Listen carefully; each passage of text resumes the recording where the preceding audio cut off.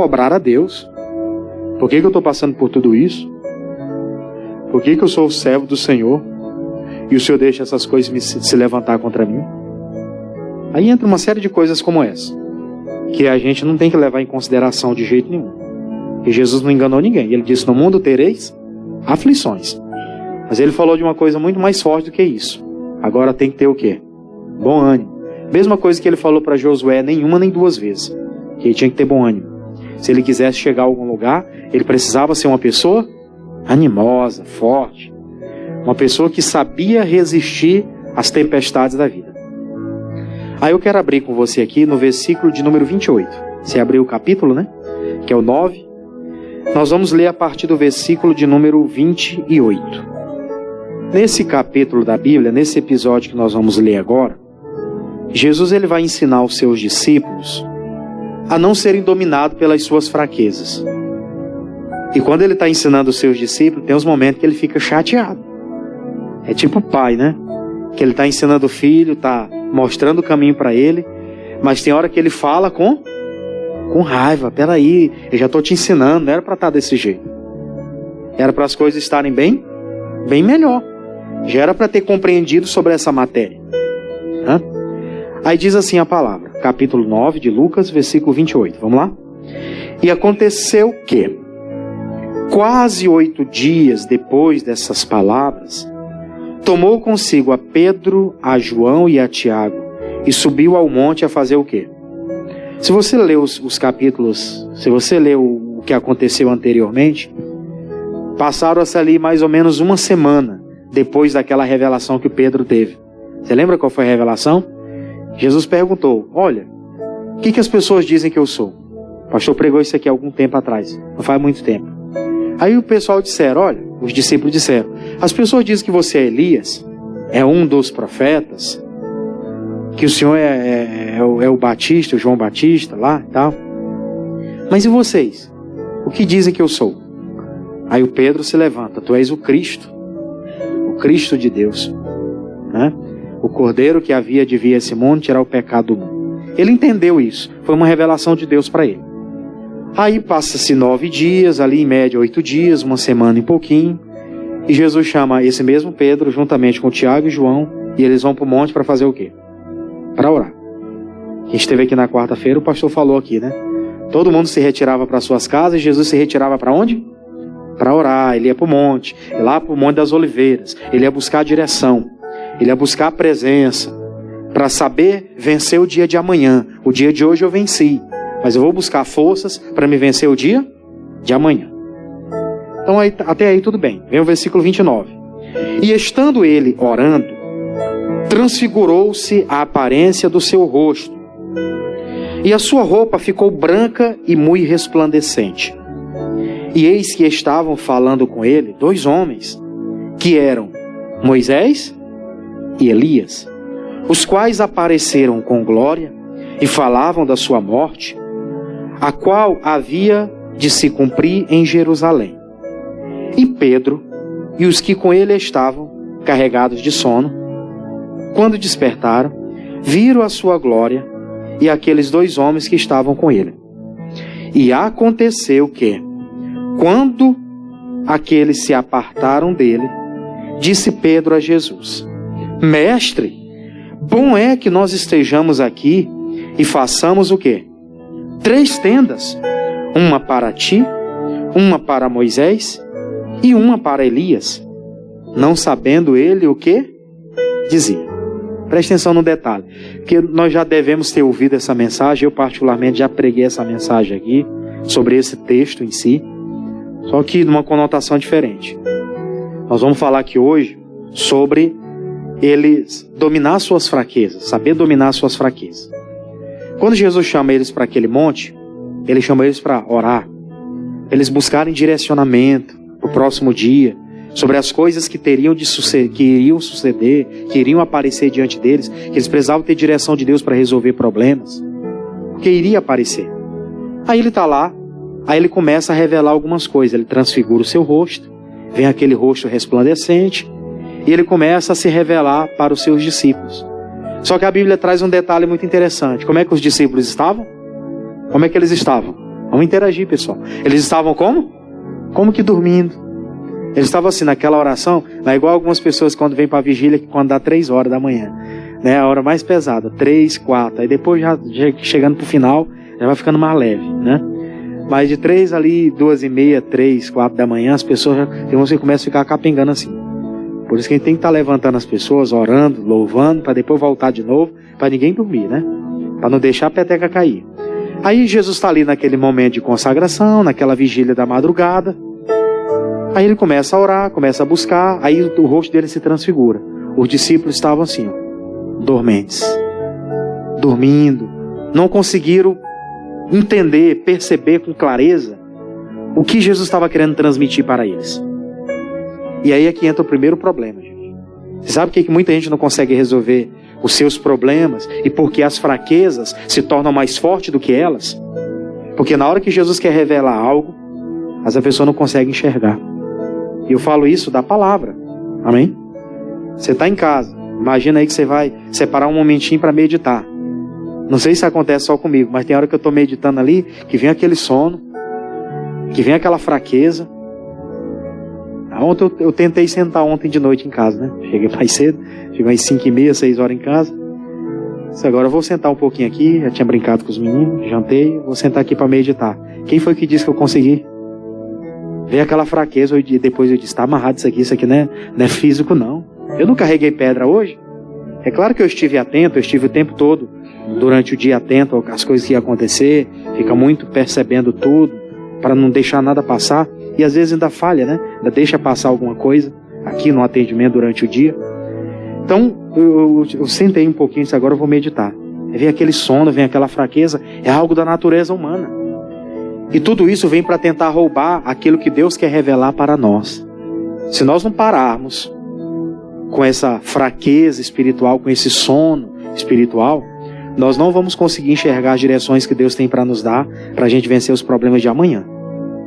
Porque se a gente for falar até do dia de hoje para nós que estamos aqui na igreja, é dia 14 de fevereiro. Para quem vai ouvir essa mensagem depois, já vai ser dia 21. Mas nós estamos aqui no dia de hoje, até hoje os nossos problemas aqui para trás já estão resolvidos. Ou pelo menos estão em andamento, né? Nós já sabemos o que está acontecendo. Mas o que vai acontecer amanhã? Eu não sei. E se eu não tiver direcionamento, se eu não tiver a palavra que vai nortear a minha vida para me resolver aquelas problemáticas de amanhã, eu vou ser uma pessoa que vou ser derrotada naquele processo. Você entende a gravidade?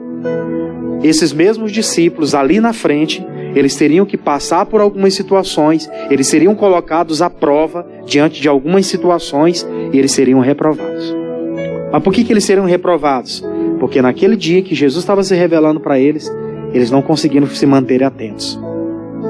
A sua fraqueza humana começou a ganhar espaço. Por isso que Paulo dizia, o que ele dizia? Eu esmurro a minha carne para não ser servo dela. O Paulo era bem radical. Ele dizia, eu esmurro a minha carne para que eu não seja escravo, servo dela. É ela que tem que me servir. É a minha carne que tem que me servir. Não eu tenho que ficar servindo ela. Porque é isso que é o pecado. É nós ficarmos servindo o quê? As concupiscências. O pastor pregou aqui. Concupiscência dos olhos. A concupiscência da carne. São os desejos.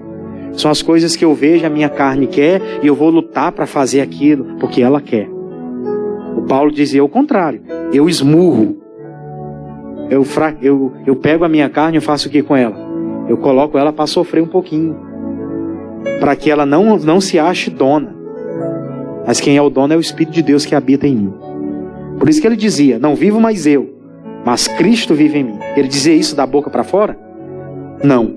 Ele dizia isso com propriedade. Não vivo mais eu, mas Cristo vive em mim. Quer dizer, a minha carne não me domina mais. Quem domina essa carne é o Espírito de Deus que habita em mim. Diga glória a Deus. Por isso que você vê que as tentações que ele tinha, as coisas que se levantavam contra ele, eram as batalhas espirituais. Porque ele era um líder espiritual. Mas se você for falar de muitos problemas assim que ele enfrentava, era só as coisas que ele era contra o erro, contra o pecado, e automaticamente as pessoas carnais vinham contra ele porque não concordavam com ele. Mas fora isso, Paulo era uma pessoa intacta. Tão intacta que lá na frente, na trajetória de vida do apóstolo Paulo, Deus teve que colocar um espinho na carne dele. Lembra? Deus coloca um espinho na carne de Paulo. Aí ele falou, ele entendeu isso. Esse espinho na carne é para não se gloriar, para não achar que ele era um super-herói, uma pessoa imbatível. Ele se tornou quase que imbatível. Tanto é que ele entendeu, veio naufrágio, foi picado por cobra, passou por apedrejamento, passou por muitas situações, fogo, passou por muitas situações difíceis o Paulo. Mas ele entendeu, ainda não é chegada a minha hora. Me convém chegar até César, né? Ele sabia que ele teria que chegar até Roma, porque lá em Roma tinha uma obra para fazer. Ele sabia que enquanto ele não cumprisse a palavra lá em Roma, ele não iria morrer tão cedo. Mas o que guardava ele? Até lá, era a palavra que ele tinha no coração. Era o entendimento, era a revelação que estava na vida dele, que vinha de Deus. Era isso que fazia ele chegar até aquele momento da vida dele, se sobressaindo das lutas.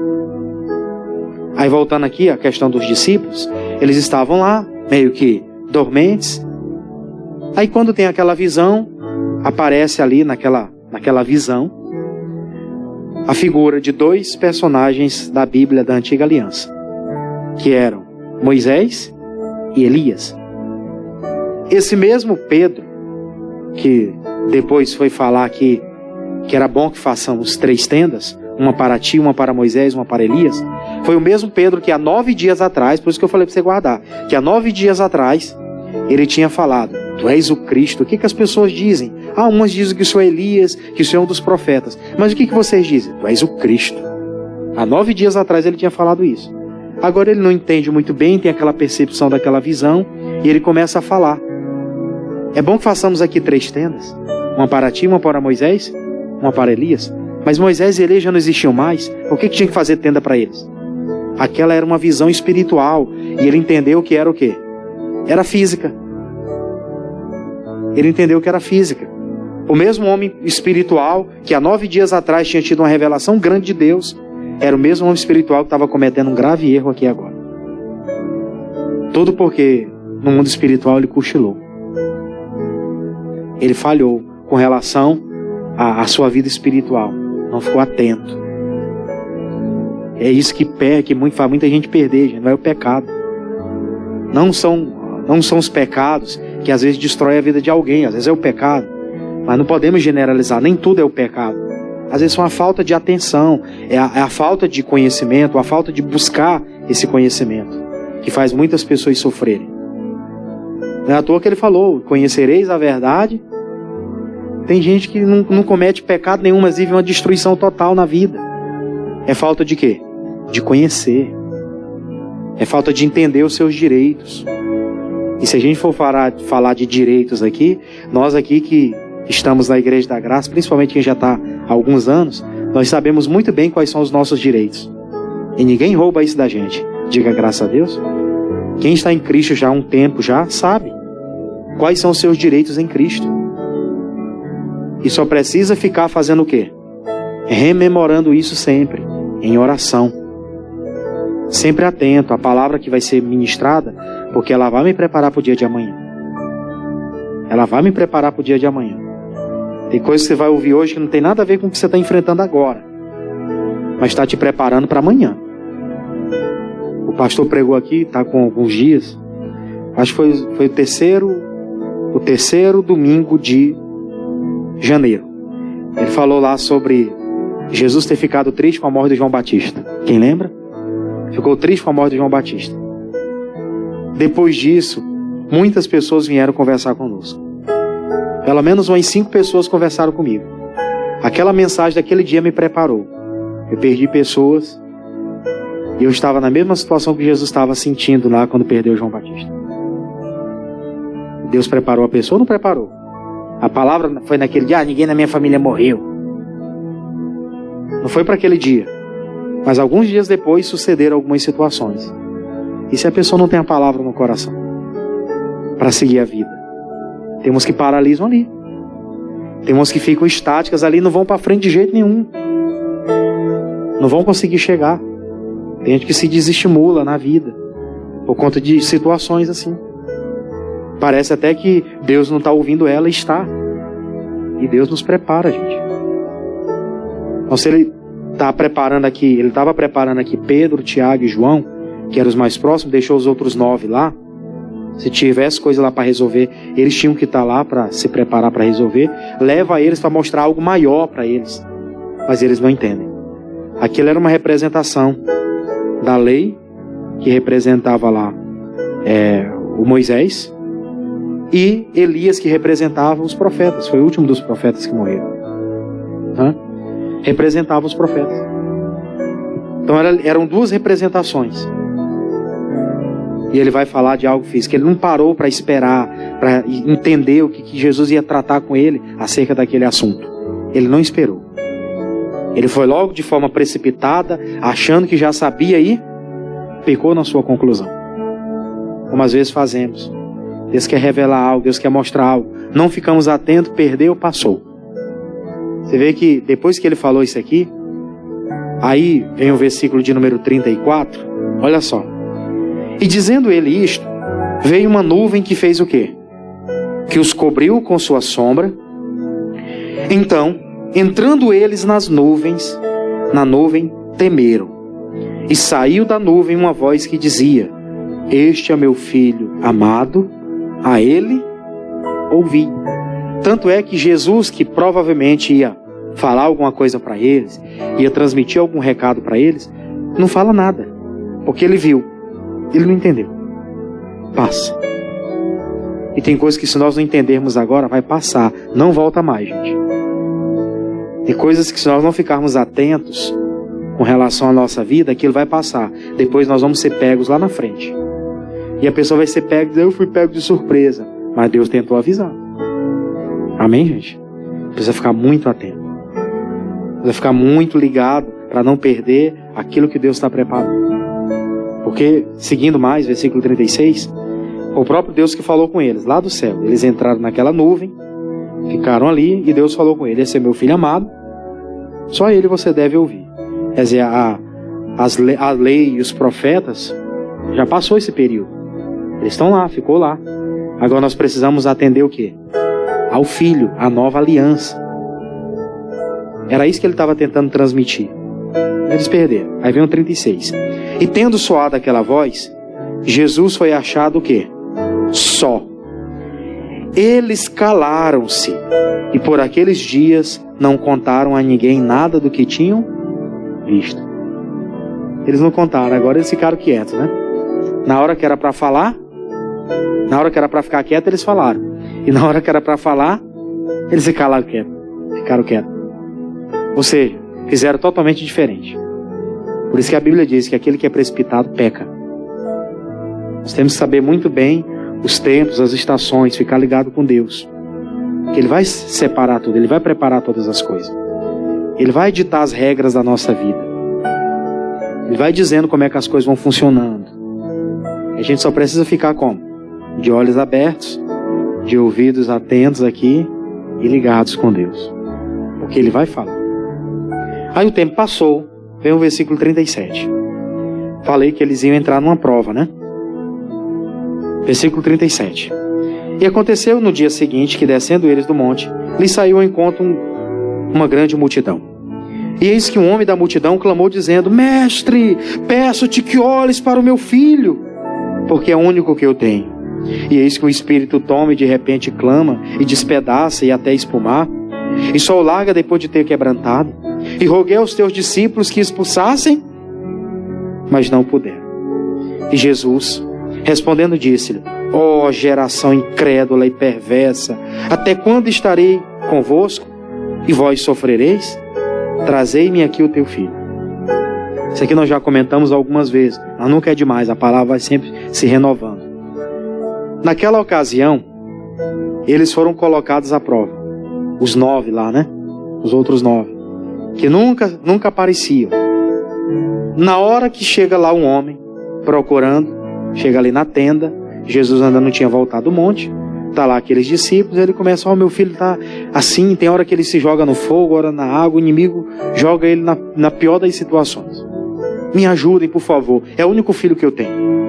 Fico imaginando, né? Um pai desesperado, trazendo o filho para ser tratado. Para ser tratado por uma pessoa espiritual. E ele chega diante daquelas pessoas não podem fazer nada. Eu sempre digo, se é caso medicinal, tem que ser tratado com a medicina, a gente faz a oração, mas a gente leva para a autoridade, né, do médico, para ele resolver. No caso daquele rapaz não tinha nada de médico, ali era demônio mesmo. E tinha que ter pessoas de Deus preparadas para fazer aquela obra. Eu já passei por situações idênticas. Já faz muito tempo isso, eu não me recordo agora. Mas eu já trabalhava com a juventude aqui. Acho que foi 2023, ou foi 22. Foi 22 ou foi 23, eu não me recordo muito. Mas os meninos jovens que ficam aqui durante o dia, que sempre nos ajudam aqui no sábado, passam o dia todo na igreja, eles devem lembrar. Me lembro que teve uma senhora que veio de Chapadinha. Teve um dia que ela veio de Chapadinha. Ela trouxe o filho. O filho dela era uma pessoa boa da cabeça, fazia tudo certinho, já tinha feito lá concurso com aeronáutica, alguma coisa assim, e veio para casa para fazer uma prova, estava aí, mas do nada disse que pirou a cabeça de novo. Aí separou da mulher, estava com uma série de problemas. Sei que ele chegou aqui, disseram que ele chegou umas 8 e pouco da manhã, ficou aqui em cima do altar, os meninos tentaram segurar, não conseguiram. Ele queria porque é meu servo, e rodou a igreja toda. Por fim, eu cheguei, era 1 hora da tarde, ele estava bem por essas cadeiras aqui, ó, de joelho, disse que orando, e a velhinha sem saber o que fazer. E os meninos acompanhando de longe. Eles não tinham muito o que fazer também, né? Não tinha entendimento de como tratar com aquela situação. Eu já tinha passado por algumas situações similares, mas por aquela não. Eu sei que eu demorei de 1 até 4 da tarde. Mas ele saiu daqui bem. Isso aqui é para a glória de Deus, amém? Só estou dando um exemplo. Para a glória de Deus. Mas eu não despedi aquele homem de qualquer jeito. Eu sei que não demorou muito tempo. Num dia desse de sexta-feira de oração, chegou mais ou menos às 22 horas, começa a oração. Quando foi no final da oração, ele apareceu aí de novo. Mas isso já depois de mais de mês. Naquele dia ele saiu daqui, depois fez a prova dele, fez até uma boa pontuação, voltou para a cidade de Chapadinha. Aí depois de um tempo ele deu uns problemas por lá, fugiu da família, a mãe dele já tinha contato comigo. Ela me ligou. Meu filho está perdido pela cidade, eu não sei para onde é que ele está. Eu disse, está aqui na igreja. Se tem um lugar certo que ele apareceu, foi aqui. E que ele ficou aí até umas horas aí. A gente ficou aí esperando e tal, até chegar o pessoal da família que veio buscar ele.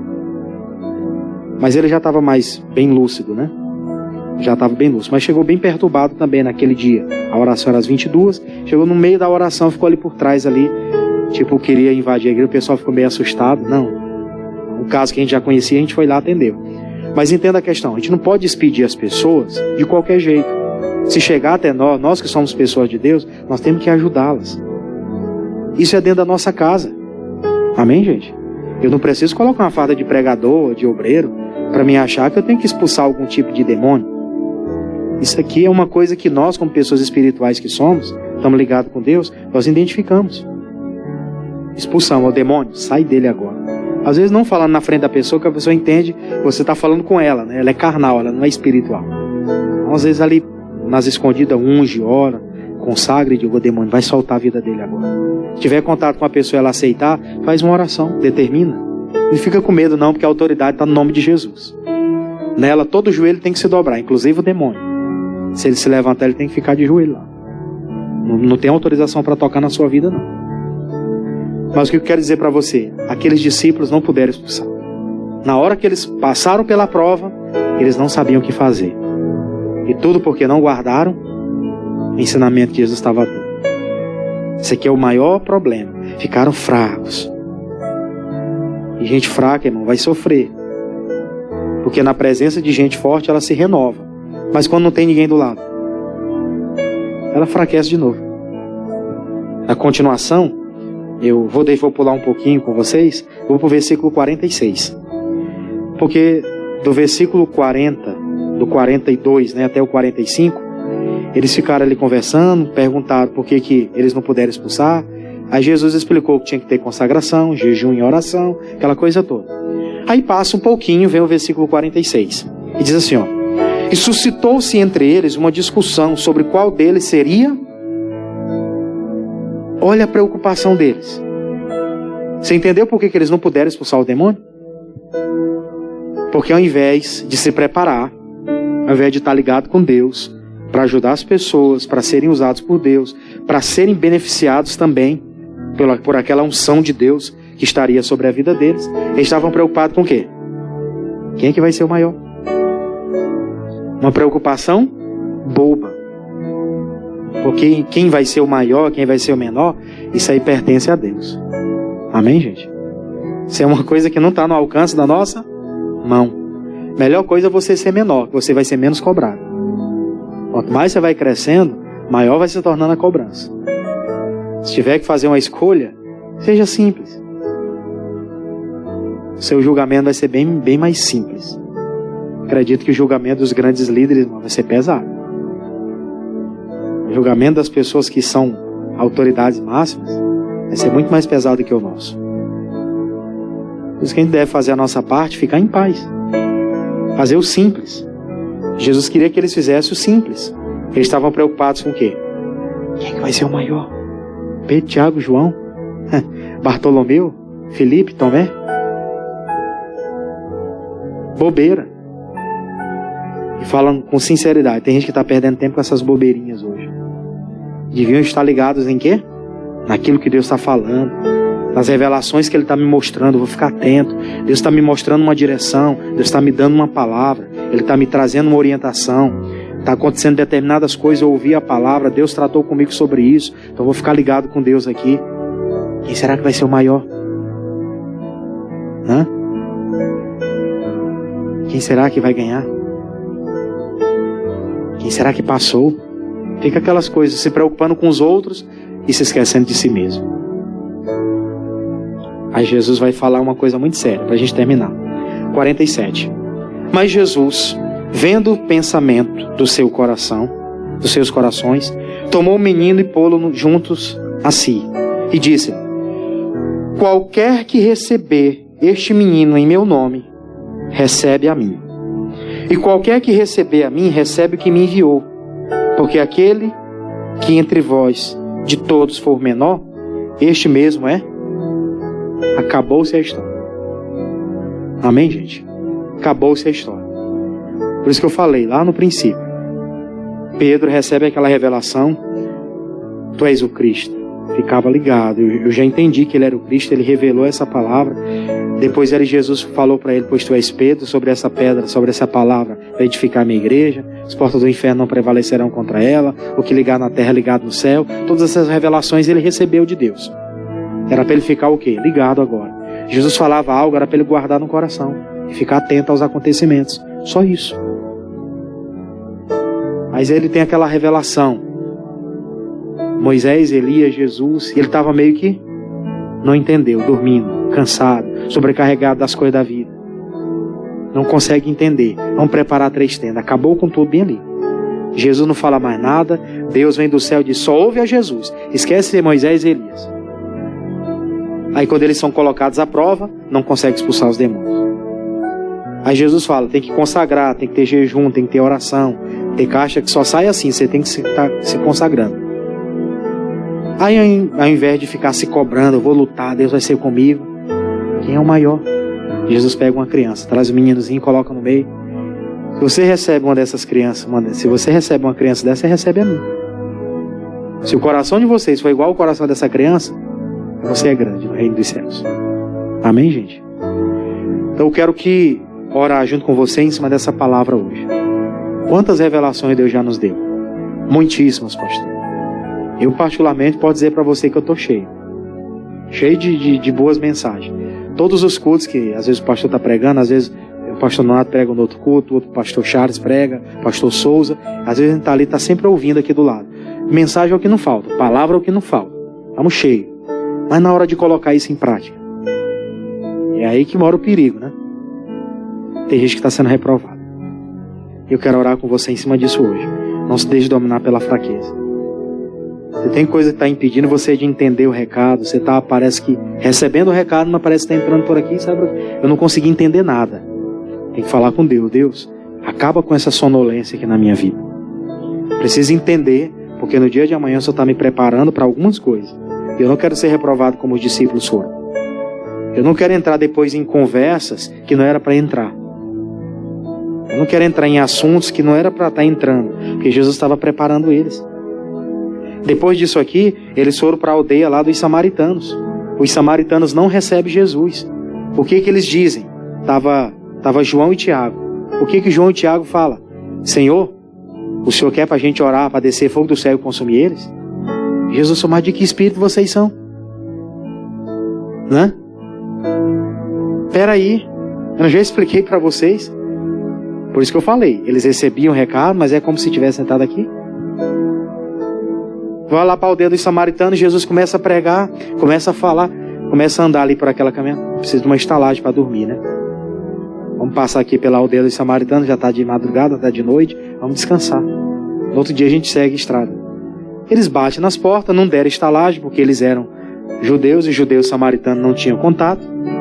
Aí, porque não deixaram estalagem, não queriam que Jesus ficasse lá com eles, eles começam a falar, Jesus só quer que a gente mande para descer fogo do céu, para consumir eles, como fez lá o Elias. Ele disse, não acredito que eu estou ouvindo isso da boca de vocês. Não acredito. Lá na frente, o Pedro, que é o outro personagem, está lá Jesus sendo, né, afrontado lá no Getsemane, vai ser preso. O que o Pedro pega com a espada zona aqui?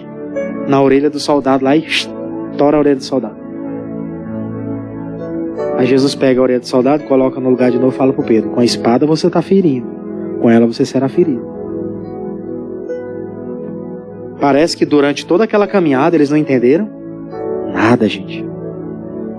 Foi deixando as fraquezas, as coisas entrarem. E tem que vigiar para não entrar nesse mesmo comodismo. Para não entrar nessa mesma preguiça espiritual que muita gente tem. Muita gente, infelizmente, tem uma preguiça espiritual. Preguiça para orar, preguiça para consagrar. Vai ter um propósito na igreja, não participa, não se entrega, mas ela quer resultados. Mas a velhinha lá do meme já diz, não vai não, não vai não. Não vai. Se não entender, vai ser reprovado. Por isso que Deus está abrindo os nossos olhos hoje. Vamos entender para que sejamos aprovados na hora da luta. Vai vir algumas situações na minha casa, por Deus vai me dar a direção. Eu já tenho uma palavra, eu já sei como me direcionar diante dessa situação. Teve uns problemas lá no trabalho, assim, assado. Pois Deus me deu toda a paciência do mundo de sentar e conversar e ter as palavras adequadas para resolver. E surgiu tal situação assim, assado. Não, nós vamos conversar, nós vamos chegar lá, a gente vai entrar no consenso e tal. Não vamos se desesperar. Vai lá e resolve. Ela tem uma palavra que na hora que a situação vai acontecer, ela lembra. Deus falou comigo tal coisa. Eu guardei. Está aqui dentro. Ela vai usar na hora certa. Amém? É como uma flecha que Deus enxertou em você e que na hora que você precisar, você tem ela, ó, para lançar também. Diga graças a Deus. Nós vamos aplaudir o Senhor Jesus. Glória a Deus.